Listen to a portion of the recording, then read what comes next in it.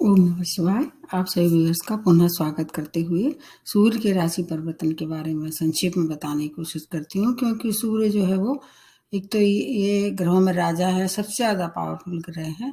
हालांकि ये अपनी राशि हर महीने बदलते हैं, लेकिन इनका प्रभाव हमेशा हर महीने हर एक राशि पे विशेष रहता है, क्योंकि इतने ज़्यादा पावरफुल हैं कि अगर बहुत सी राशियों के जिनके मित्र हैं उनको पूरी तरह से शुभता देते हैं, और जिनके शत्रु हैं उन्हें थोड़ा सावधान करते हैं। सूर्य अभी सिंह राशि में अपनी राशि में चल रहे थे, जो कि बहुत प्रबल अवस्था कही जाती है।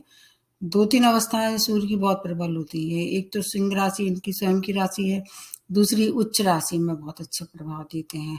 इसके बाद फिर जो राशियां बनती हैं उनमें सबसे अच्छा जो परिणाम मिलने वाला है अब आप लोगों को, वो एक कन्या राशि में है। कन्या राशि इसके स्वामी राशि बुध हैं, और सूर्य बुध परम मित्र हैं। सूर्य और चंद्रमा भी मित्र होते हैं, कर्क राशि में भी अच्छा फल देते हैं, लेकिन इसके बाद का जो परिवर्तन होगा उसके लिए थोड़ा सा आपको ज़्यादा सचेत रहना पड़ेगा, क्योंकि फिर इनके बाद जो तुला राशि में आएंगे, जो कि इनकी नीच राशि कहलाती है। इसमें डरने की कोई आवश्यकता नहीं है, 1 महीने का समय है। इसमें आराम से अगर सावधानी रखेंगे तो फिर आपका ज़्यादा डिस्टर्बेंस नहीं करेंगे ये। सूर्य के लिए सब जानते हैं कि ये एक ऐसे ग्रह हैं कि जिनके बगैर सृष्टि की कल्पना करना असंभव है। सूर्य हमारे जीवन को रोशनी से, आपकी ऊष्मा से, हमारे जीवन के बहुत सी चीज़ों को प्रभावित करते हैं। जैसे पिता के लिए देखे जाते हैं, आत्मा के लिए देखे जाते हैं, और इसके अतिरिक्त अगर जो गवर्नमेंट सेक्टर है उससे अगर मिला के देखें तो उसके लिए सबसे ज़्यादा इनकी महत्वपूर्ण भूमिका होती है। और सूर्य सबको बराबर से रोशनी देते हैं, इसलिए मैं ये नहीं कह सकती हूँ कि कुछ राशि वालों को खराब परिणाम देंगे और कुछ राशि वालों को विशेष कृपा होगी। बस आपकी स्वयं की नेटल चार्ट में अगर इनकी स्थिति अच्छी है, नीच राशि में नहीं है या शत्रु राशि में नहीं है या क्रूर ग्रह के साथ इनकी युति नहीं बनी हुई है, उसका युति का मैंने बहुत अच्छा वीडियो बनाया है, सूर्य के साथ किस किस की युति कैसी होती है। आप इसको एक बार अवश्य देख लें। अब ये जो कन्या राशि में जब प्रवेश करेंगे 17 सितंबर से लेके लगभग 16 अक्टूबर तक रहेंगे। जैसे मैंने बताया, एक एक महीने में अपनी राशि बदल लेते हैं। अपनी सिंह राशि इनकी राशि है, इसमें भी अच्छे थे और कन्या में अच्छे रहने वाले हैं। आपने देखा होगा आपके नेटल चार्ट में सूर्य बुध या तो एक ही भाव में होते हैं, या फिर ये इनका एक घर आगे या एक भाव पीछे। ये इनके परम मित्र हैं। बुद्धि एक ऐसे ग्रह हैं जो कि सूर्य के साथ रहने के बाद भी आसानी से कम्बस्ट नहीं होते हैं, अगर आपकी डिग्री में वो बलाबल हैं, पावरफुल हैं तो अब इसमें प्रवेश करने के साथ साथ आपको कुछ बातें और ध्यान रखनी होंगी कि अगर स्वामी राशि से मित्रता है, आपके किस भाव में आ रहे हैं, क्योंकि जो क्रूर ग्रह होते हैं गोचर में 3, 6, 10वें और 11वें भाव में अच्छे फल देते हैं। सूर्य को वैसे तो कहा जाता है कि केंद्र में बहुत अच्छे फल नहीं देते हैं, लेकिन चूंकि ये देवता श्रेणी में आते हैं, इसलिए मूल त्रिकोण और केंद्र में भी उतने खराब परिणाम नहीं देते हैं। इस दौरान ये एक और बात इसमें विशेष दिखाई दे रही है, क्योंकि इसमें ये 3 नक्षत्रों से विचरण करने वाले हैं। जैसे कि अभी उत्तरा फाल्गुनी में रहेंगी 27 सितंबर तक, जो कि शुक्र का नक्षत्र है। उसके बाद फिर ये हस्त नक्षत्र में प्रवेश करेंगे, जो बुध का होगा। उसके बाद फिर सबसे लास्ट में जो प्रवेश करेंगे चित्रा नक्षत्र में, जो कि मंगल का नक्षत्र होगा। अब ये 24 अक्टूबर तक उस नक्षत्र में रहेंगे। उसका भी प्रभाव आप लोगों को एक बार जरूर देखना चाहिए, क्योंकि कई बार ग्रह के अतिरिक्त नक्षत्रों का भी बहुत ज़्यादा कमाल होता है। अगर आपका नक्षत्र अच्छा है और राशि भी आपको मेल खा रही है, तो बहुत से परिणाम अच्छे मिलने वाले हैं।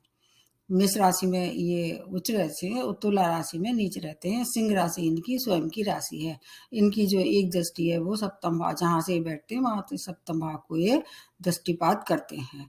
इनकी दृष्टि ज्यादा अच्छी नहीं होती। जैसे आपको पता होगा कि सूर्य की जो पत्नी थी संध्या, उनको भी इनकी दृष्टि का मतलब उसको सहन नहीं कर पाई थी, तो उन्होंने एक अपनी छाया का वो किया था, निर्मित की थी, और उससे जो शनि पुत्र इनके जो हुए हैं, छाया पुत्र जिसको कहते हैं शनि, तो वो इसलिए ये एक बहुत पुरानी कहावत है कि सूर्य और शनि दोनों वैसे तो पिता पुत्र हैं, लेकिन चूंकि इनकी जो है वो पिता पुत्र होने के बाद भी इनकी जो गुण धर्म है, इनकी जो प्रवृत्तियां हैं, जो इनका नेचर है, बहुत ज़्यादा डिफरेंट है, क्योंकि सूर्य में तेज ही तेज है और शनि बिल्कुल उससे दूर है, मतलब अंधेरा अवसाद का ग्रह है।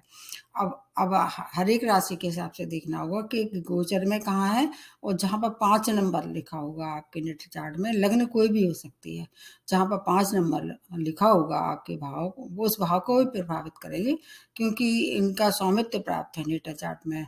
तो हर एक राशि के हिसाब से आपको देखना चाहिए। आप सबसे पहले इसको प्रारंभ करते हैं मेष राशि से। मेष राशि इसकी स्वामी राशि मंगल है, और आपके 5th भाव की लॉर्डशिप है, और 6 भाव में ये गोचर कर रहे हैं। दोनों ही भाव अच्छे हैं, एक मूल त्रिकोण, आपके दूसरा 6 भाव इनका कारक भाव है, और ऊपर से फिर मंगल भी इनके स्वामी राशि हैं, और लास्ट में ये मंगल के नक्षत्र में भी आएंगे। इसलिए मेष राशि वालों के लिए क्या शुभ सूचना है, ये बताने की कोशिश करते हैं। आपको रोग से, ऋण से, शत्रु से सबसे आराम मिलेगा, रिलीफ होगा, क्योंकि अगला जो परिवर्तन है उसमें ज़्यादा कंफर्टेबल ज़्यादातर राशियाँ नहीं रहने वाली हैं। अगर कोई कंपटीशन फेस कर रहे हैं उसमें सफलता मिलना तय है। विदेशों से जुड़ के कोई कार्य कर रहे थे, उसमें प्रगति नहीं हो रही थी, वो प्रगति होनी शुरू हो जाएगी। लेकिन क्या है, एक दृष्टि इनकी कहाँ पड़ेगी, आपके 12वें भाव पे, तो व्यय की अधिकता दिखाई दे रही है, और आपके जो संतान सुख है उसमें वृद्धि दिखाई दे रही है। स्टूडेंट के लिए समय अत्यंत शुभ है, क्योंकि गवर्नमेंट सेक्टर से जुड़ के अगर कोई कार्य कर रहे थे तो उसमें भी अच्छी संकेत दिखाई दे रहे हैं। अगर आप शेयर मार्केट से कुछ जुड़े हुए हैं, उससे धन कमा सकते हैं। विवाह के लिए अच्छे प्रपोजल आ सकते हैं। बस आपको अपने 2 चीज़ों का ध्यान रखना है, अपने जीवन साथी से और बिजनेस पार्टनर से, मतलब क्रोध ना करें, उनसे व्यवहार अच्छा रखें, क्योंकि एक दृष्टि जो है इनकी जो उस पर, उसके लिए थोड़ा सा आपको ध्यान रखना चाहिए।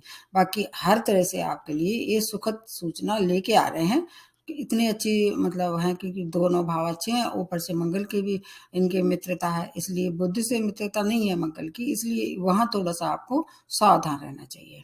उसके बाद आ जाते हैं वृषभ राशि। स्वामी राशि शुक्र है, और 5th भाव में ये गोचर कर रहे हैं, और 4th भाव की लॉर्डशिप है। तो इस तरह से शुक्र के जब नक्षत्र में भी आ रहे हैं, कुछ समय ये शुक्र के साथ भी रहने वाले हैं। उसका वीडियो मैंने अलग से बना दिया है, इसमें मैं उसको नहीं बताऊंगी। हालांकि ये रहेंगे 24 सितंबर के बाद। उसके बाद फिर आपको क्या क्या सुख देंगे, ये भूमि, भवन, वाहन, 4थे भाव से संबंधित जो भी आपको उपलब्धियां नहीं मिल पा रही थी, वो उपलब्धियां मिलना शुरू हो जाएंगी। संतान की उन्नति 5th भाव से देखते हैं, शिक्षा, संतान, अगर आपके आमदनी के नए नए स्रोत पड़ेंगे, एक दृष्टि 11th भाव में पड़ेगी, उससे आपका जो है वो बहुत सी महत्वाकांक्षाएं पूरी होंगी। स्टूडेंट हैं तो हायर एजुकेशन के लिए देश विदेश जा सकते हैं, उनके लिए समय बहुत अच्छा है। आपको माता पिता की ओर से और संतान की तरफ से कुछ शुभ समाचारों की प्राप्ति होगी, जिससे आपके आपके घर का जो वातावरण काफी सुखद और हैप्पी रहने वाला है। सभी तरह की जो है वो आपको जो परेशानियां आ रही थी, कार्यक्षेत्र से जुड़ी हों, समाज से जुड़ी हों, आपके आपके या व्यक्तिगत हों, उन सब बातों से आपको छुटकारा देने वाले हैं। हालांकि शुक्र से मित्रता नहीं है, लेकिन इस समय शुक्र का भी साथ इन्हें मिलेगा, बुध का भी मिलेगा, इसलिए ये आपके लिए सुखद रहने वाला है। रेमेडी मैं सबसे बाद में बताऊंगी। उसके बाद आ जाते हैं अगली राशि जो बनती है मिथुन राशि। स्वामी राशि बुध हैं, और आपके 4th भाव में ये गोचर कर रहे हैं, और 3rd भाव की लॉर्डशिप है। सूर्य बुध जैसे मैंने बताया परम मित्र हैं, आपके लिए बहुत सारी सूचनाएं लेके आ रहे हैं। बुद्ध की मित्रता है, इसलिए आपको क्या क्या फायदे देंगे। शॉर्ट डिस्टेंस जर्नी अगर आप करना चाहें, अच्छा समय है। स्टूडेंट के लिए देश विदेश की जो हायर एजुकेशन की जो समस्याएं थी, आपका वीजा नहीं बन रहा था, या आपको कहीं से शुभ सूचना नहीं मिल रही थी विदेश से, अब मिलने वाली है। मेहनत का फल मिलने वाला है, लेकिन मेहनत ज्यादा कराते हैं। 3rd भाव इनका कारक तो भाव है, लेकिन मेहनत की दम पे आप आगे बढ़ेंगे। शुभ सुविधाओं की प्राप्ति होगी। कार्य क्षेत्र में मान प्रतिष्ठा से आपका मन प्रसन्न होगा, धन आगमन भी होगा, और आपकी माता की हेल्थ भी अगर कोई खराब हो रही थी उसमें भी इम्प्रूवमेंट होगा। मतलब आपकी जो सुख साधन है उसमें हर तरह से इजाफा दिख रहा है, उसमें लाभ ही लाभ है। आपके ऊपर वैसे अभी अभी थोड़ा सा ढैया का भी प्रभाव प्रारंभ हो गया है, वहाँ थोड़ा-सा आपको सावधानी रखनी पड़ेगी, क्योंकि वैसे तो मिथुन राशि वालों को शनि ज़्यादा हानि नहीं पहुँचाते हैं, लेकिन क्योंकि उनका स्वभाव है शनि का, इसलिए उससे थोड़ा-सा आपको सचेत रहना पड़ेगा, विशेष तौर से जब ड्राइविंग करते हैं तो। उसके बाद आ जाते हैं कर्क राशि। स्वामी राशि चंद्रमा है, जो सूर्य के परम मित्र हैं, और बुध से और शुक्र से इनकी मित्रता नहीं है, लेकिन चूंकि अभी आपके नक्षत्र में भी विचरण करेंगे, इसलिए उसका फायदा भी मिलेगा। ऊपर से आपको थर्ड भाव में गोचर कर रहे हैं, और सेकंड भाव की लॉर्डशिप है। थर्ड भाव इनका कारक भाव है। सेकंड भाव हालांकि बहुत अच्छा नहीं मानते हैं सूर्य के लिए, थोड़ी सी क्रोध की मात्रा ये बढ़ा देंगे। वाणी में उग्रता से आपको बचना होगा। बाकी और चीजों में देखें, धन संपत्ति का लाभ, अगर आप लेखन से या आप किसी कला के क्षेत्र से जुड़ी हुई हैं, अपार सफलता की संयोग दिखाई दे रहे हैं। धनागमन होगा, और ऐसे क्षेत्र जो कि इससे दूर संचार से जुड़ी हैं, वाणी से जुड़े हुए हैं, तो उससे आप काफ़ी अच्छा धन कमा सकते हैं। आपकी लोकप्रियता बढ़ेगी, और व्यय थोड़ा समय ज़रूर थोड़ा अधिक करना पड़ेगा। इससे कोई घबराने की बात नहीं है। आपके परिवार में सुख संपत्ति का हर तरह से संकेत दिखाई दे रहे हैं, उनसे तालमेल अच्छा रहने वाला है, लेकिन आपको वाणी पे कंट्रोल रखना चाहिए, और इसके अतिरिक्त खाने पीने का भी विशेष ध्यान रखना चाहिए, नहीं तो आपकी हेल्थ खराब ये कर सकते हैं। अब नेक्स्ट जो बनती है वो सिंह राशि। स्वामी राशि सूर्य है, और इस समय जो विचरण कर रहे हैं, गोचर कर रहे हैं सेकंड भाव में गोचर करके, और आपके लग्न को एक्टिवेट कर देंगे। तो आपको अगर मार्केटिंग से जुड़े हुए हैं, सेल्स परचेज से परचेज से जुड़े हुए हैं, या कुछ ऐसे क्षेत्र से जुड़े हुए हैं जहाँ की कला है, जहाँ जैसे सिंगर हैं या अभिनय है, इन क्षेत्रों से जुड़ के काम कर रहे हैं, तो अत्यंत शुभ परिणाम मिलने वाले हैं। अगर आप शेयर मार्केट का लाभ रखते हैं तो और ज़्यादा फायदा है। स्पीकर के लिए समय बहुत अच्छा है। धनागमन के साथ साथ आपकी लोकप्रियता बढ़ेगी, आपके समाज में मान प्रतिष्ठा बढ़ेगी, और अगर आप अविवाहित थे, इस समय कोशिश करेंगे तो विवाह भी इस समय हो सकता है फिक्स हो जाए। बस क्रोध ना करें, और अपनी वाणी पे नियंत्रण रखें, क्योंकि सिंह राशि वाले थोड़े से क्रोधी स्वभाव होते हैं। ये क्रोध की मात्रा ये बढ़ा देंगे, क्योंकि लग्न की स्वामी है। बाकी आपका व्यक्तित्व बहुत ज़्यादा उसमें तेज आ जाएगा, और उसके दम पे आप बहुत से काम अपने निपटा सकते हैं। आपके लिए भी समय अच्छा ही है, बहुत खराब नहीं। मैंने बताया किसी के लिए बहुत खराब नहीं है, क्योंकि सूर्य को चंद्रमा को अष्टम का भी दोष नहीं लगता है, इसलिए घबराने की किसी भी राशि वालों को जरूरत नहीं है। उसके बाद आ जाते हैं कन्या राशि। कन्या राशि आपके लग्न में ही गोचर कर रहे हैं, और 12th भाव की लॉर्डशिप है। तो आपके लिए जो प्रथम भाव है, आपको अगर नौकरी में है या व्यवसाय में है, आपको विशेष सफलता मिलने वाली है। उससे क्या है, धन आगमन होगा। रुका हुआ सभी तरह का जो कार्य थे, या धन से जुड़े हुए हैं, मान से जुड़े हुए हैं, उन सब में प्रगति दिखाई दे रही है। विदेशी यात्राएं कर सकते हैं। 12th भाव आपका व्यय का है। विदेशी यात्राएं, अगर आपने पहले से कोई प्लानिंग की, इस समय मौका अच्छा है, आप जा सकते हैं। निर्णय आप जो लेना, उसमें थोड़ा सा विवेकपूर्ण आपको अपनी बुद्धि का प्रयोग करना पड़ेगा, या किसी से सलाह लेना है। कोई बड़े निर्णय में थोड़ी सी आपको अपनी बुद्धिमत्ता का परिचय देना होगा। आश्चर्यजनक लाभ होगा आपके जीवन में। वैवाहिक जीवन भी बहुत अच्छा रहने वाला है। मान प्रतिष्ठा में की प्राप्ति होगी। हर तरह से चारों तरफ से आपको सुखद सूचना प्राप्त होने वाली है। ढैया का भी जो प्रभाव है, उससे आपको काफी थोड़ा सा, आपको अष्टम भाव में रहता है, तो थोड़ा सा चोट चपेट दुर्घटना के आप शिकार हो सकते हैं। बाकी और चीजों के लिए ये समय अत्यंत सुखद है, क्योंकि कन्या राशि बुध की राशि है। सूर्य बुध दोनों मित्र हैं। 12th भाव के हिसाब से देखें तो व्यय की अधिकता दिखाई दे रही है। उसमें आपको व्यय भी किस पे करेंगे, अगर आप कोर्ट केस में अगर उसमें लगे हुए थे, तो वहां थोड़ी सी सावधानी रखनी पड़ेगी। उसमें अगर निर्णय लेते हैं तो सूझबूझ से लें। उसके बाद नेक्स्ट जो बनती है तुला राशि। स्वामी राशि शुक्र है, और 12th भाव में ये गोचर कर रहे हैं, जो कि इनके लिए अच्छा नहीं मानते हैं। तुला राशि शुक्र की राशि है, वो भी इनके मित्र की राशि नहीं है, लेकिन 11th भाव की लॉर्डशिप है। इससे आपको फायदा होगा। जैसे मैंने बताया, किसी न किसी तरह से हर एक को फायदा देने के लिए आ रहे हैं। विदेशी कार्य में विशेष सफलता प्राप्त होगी। व्यय की अधिकता के साथ साथ आपको आय और व्यय दोनों बराबर होंगे, मतलब आमदनी के नए स्रोत भी बनेंगे, क्योंकि वैसे भी 11th भाव आमदनी का है, और इनका कारक भाव भी है।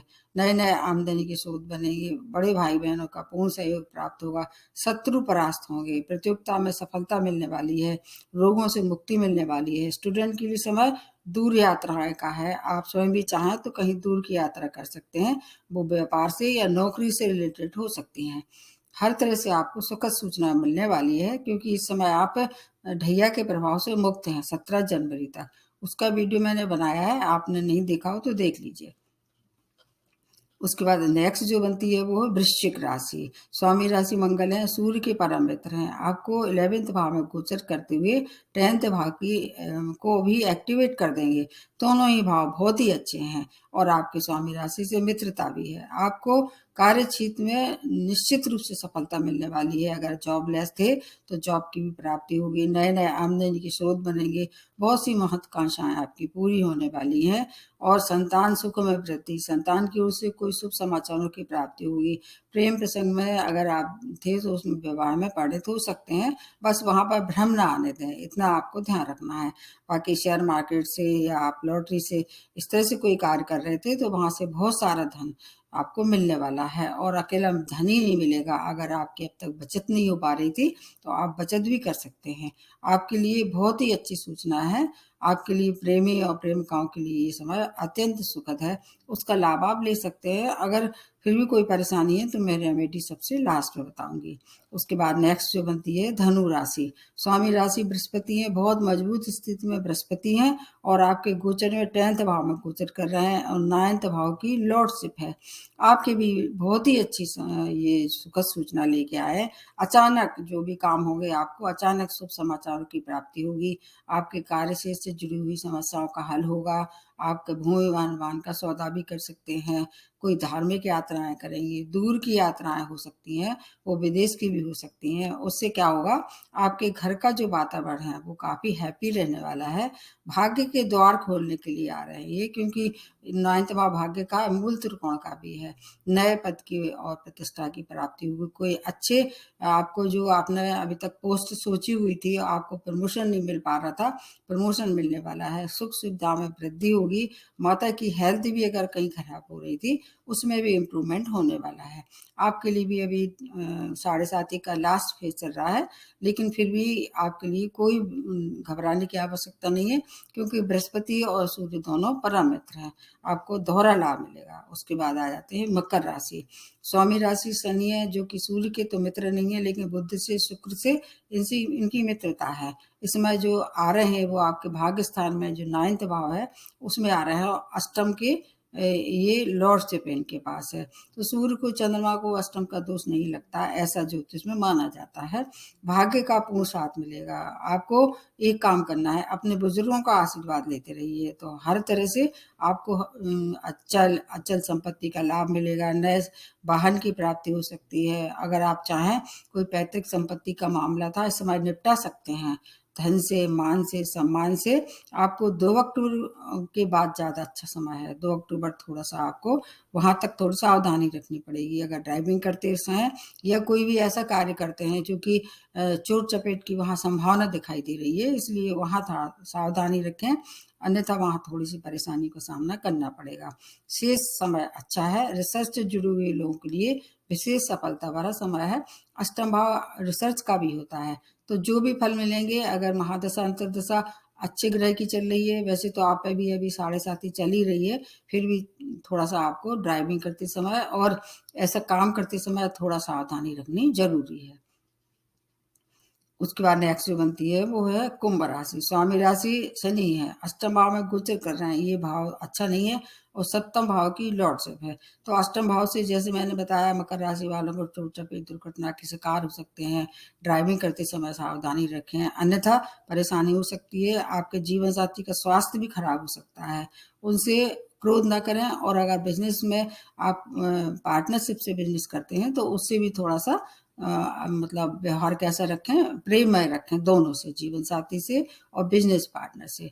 बाकी और कोई समस्या नहीं है, दोनों तरफ से सहयोग तो मिलेगा, लेकिन उनसे अगर आप क्रोध करेंगे, क्योंकि ऐसा दिखाई दे रहा है कि आपका स्वभाव थोड़ा चिड़चिड़ा होने वाला है। नए इन्वेस्टमेंट से अगर आप चाहें तो उसमें किसी से एक्सपर्ट से सलाह लेके कर सकते हैं, क्योंकि 7.5 पे अभी भी आपको परेशानी हो सकती है। इसलिए इन्वेस्टमेंट अगर करना भी चाहें और बड़े तो बिल्कुल भी ना करें। जो भी आप करें थोड़ा शॉर्ट में करें और किसी से सलाह लेके चलें। आपको भी अपनी हेल्थ की और आपके वाणी का 2 चीज़ों का ध्यान रखना होगा। उसके बाद लास्ट में जो बनती है मीन राशि, स्वामी राशि बृहस्पति है, बहुत अच्छी स्थिति में है। इस समय आप 7.5 से 17 जनवरी तक मुक्त हैं। इसलिए सप्तम भाव में गोचर करके 6 भाव की लॉर्डशिप है, 2 भाव एक्टिवेट कर देंगे। रोग, ऋण, शत्रु से मुक्ति, वैवाहिक जीवन में मधुरता। अगर आप अविवाहित थे तो इस समय कोशिश करेंगे तो कहीं फिक्स हो सकता है। अगर कोई कॉम्पिटिशन फेस कर रहे थे तो उसमें अपार सफलता मिलने वाली है। कार्य क्षेत्र में मनचाहा परिवर्तन आपको मिलेगा। आपके बॉस से आपकी सराहना होने वाली है। आपके संग में काम करने वाले लोग हैं वो आपको मानने लगेंगे। मान प्रतिष्ठा की वृद्धि होगी। आपका दायरा बढ़ेगा सामाजिक, और आपका कार्य क्षेत्र में आपका दबदबा होने वाला है। आपके लिए भी, मीन राशि वालों के लिए बहुत ही अच्छा समय है। इसका लाभ आप ले सकते हैं। 17 जनवरी के बाद से फिर आप पे 7.5 ही लग जाएगी, तो उस समय का जो समय है अब तक के लिए बहुत ही अच्छा है। जो जितना भी हो सके उसका लाभ लेना है।